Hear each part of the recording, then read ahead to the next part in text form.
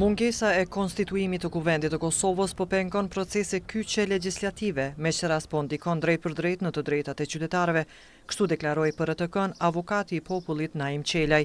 Ai thekse se situata nuk është e mirë dhe jashtë frymës së funksionimit demokratik. Natyrisht situata është e rëndë, e papranueshme dhe nuk është në frymën e funksionimit demokratik të institucioneve të shtetit, sepse mungesa e konstituimit të Kuvendit lën shumë procese mrapa dhe sidomos planin legjislativ, nevojën për ndryshim të plotësim të ligjeve, nevoja për nxjerrjen e ligjeve të reja, ato që kanë qenë në planin e legjislaturës së kaluar, padyshim afektojnë dhe ndikojnë shumë dukshëm në të drejtat e njerëzit.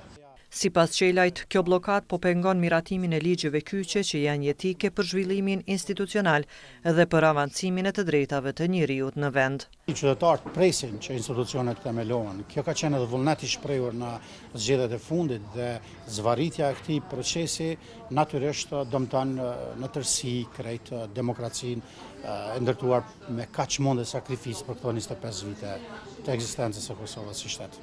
Avokati i popullit thekson se votuesit tashmë po e përjetojnë një shkelje të drejt për drejtës së drejtës së tyre demokratike. Fakti që votuesi e ka shprehur vullnetin përmes të drejtës për votë dhe mungesa e konstituimit të institucioneve paraqet një shkelje të drejtave që ata në mënyrë demokratike me zgjedh dhe me funksionalizu institucionet e veta që do t'i udhëheqin në proceset e ndërtimit dhe të avancimit të shoqërisë tonë në ato politika që janë përcaktuar si shtet.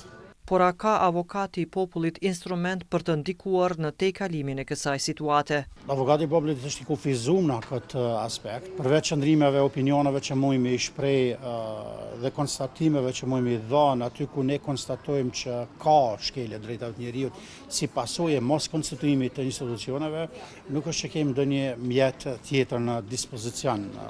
Mendoj që vullneti i klasës politike duhet të ekzistojë në themelim të institucioneve, në konstruim të institucioneve dhe të mos presin zgjidhje nga mekanizma të tjerë institucional, sepse mendoj dhe jam i bindur që kjo nuk është as zgjidhje gjyqësore, as zgjidhje ligjore, është thjesht vullnet politik dhe respektimi i vullnetit të votuesve në zgjedhjet e fundit.